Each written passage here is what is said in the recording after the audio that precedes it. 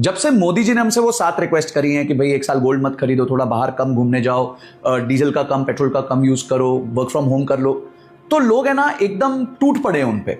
मैंने भी वीडियो बनाई तो लोग मुझे कमेंट सेक्शन में गोदी मीडिया, तू भी मोदी भक्त निकला, ये सब बोलने लग गए। 1965 में जब इंडिया वॉर पे था, उस टाइम पे अमेरिका ने हमारे को बोल दिया कि भाई हम जो तुम्हें अनाज देते हैं, क्योंकि उस टाइम पे इंडिया जो था वो सेल्फ सफिशिएंट नहीं था, हम जो तुम्हें अनाज देते हैं अंडर द प्रोग्राम PL 480 वो बंद कर देंगे। शास्त्री जी ने पूरे भारत से आह्वान किया कि भाई एक काम करो, हफ्ते में 1 दिन के लिए व्रत कर लो, उसको शास्त्री व्रत कहा गया। और भारतीय जो हैं उन्होंने 1 दिन का व्रत किया, सोमवार को व्रत करते थे, जिससे हमारे देश की तरफ कंट्रीब्यूशन हुआ और शास्त्री जी की बात लोगों ने मानी। और उस टाइम पे एक नारा चला, जय जवान जय किसान, क्योंकि उस टाइम लोग कांग्रेस बीजेपी नहीं सोचते थे, भारतीय थे। फिर वापस जब युद्ध की बारी आई तो इंदिरा गांधी जी ने सबसे रिक्वेस्ट करी कि भाई युद्ध है, जो गोल्ड दे सकते हो हमारे को ताकि हम युद्ध लड़ सके दीजिए। उन्होंने खुद भी गोल्ड दिया।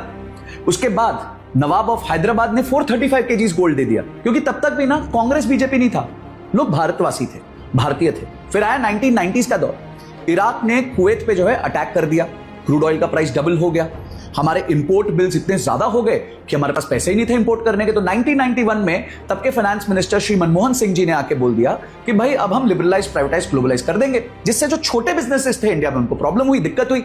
पर भारतीयों ने दिक्कत फेस करी। फिर 2012-13 में चिदम्बरम जी आए, उस टाइम कोई युद्ध भी नहीं था, कोई प्रॉब्लम भी नहीं थी, तब भी उन्होंने हमसे रिक्वेस्ट करी कि भाई थोड़ा गोल्ड कंजम्पशन कम कर लो ताकि हमारा इंपोर्ट बिल कम हो जाए। तो भी लोगों ने पार्टिसिपेट किया, कि शायद तब तक भी लोग भारतवासी थे।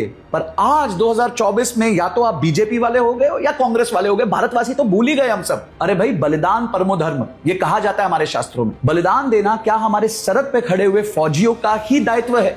हमारा दायित्व नहीं है। हमें कौन सा बोला गया कि जाओ और गोली खाओ? हमें सिर्फ इतना बोला गया ना, थोड़ा अपने ऊपर रिस्ट्रेंट कर दो। और लोग कह रहे हैं कि गवर्नमेंट का फेलियर है।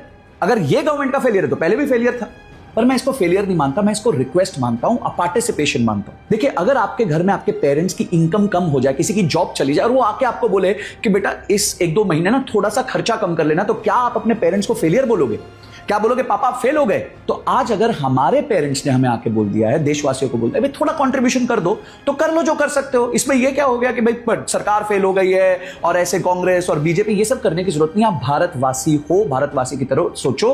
आपको गोली खाने के लिए नहीं बोला गया है, आपको सिर्फ थोड़ा सैक्रिफाइस करने के लिए बोला गया है। तो गाइस, एक बार के लिए रिक्वेस्ट करूंगा, बीजेपी, कांग्रेस, मोदी, गांधी, सब कुछ छोड़ दीजिए, एक भारतवासी की तरह सोचिए, और जो हमसे आग्रह किया गया उसमें जितना हम कर सकते हैं उतना करते हैं। एक बार सब बाउंड्रीज को तोड़ते हैं और एक हैशटैग चलाते हैं, बलिदान फॉर भारत। अगर मेरी बात समझ आई हो तो अपने दोस्तों के साथ भी शेयर करना और कमेंट सेक्शन में हैशटैग बलिदान फॉर भारत लिखना। मैं समझ जाऊंगा कि अब आप बीजेपी, कांग्रेस से ऊपर उठ चुके हैं और देश हित में सोच रहे हैं।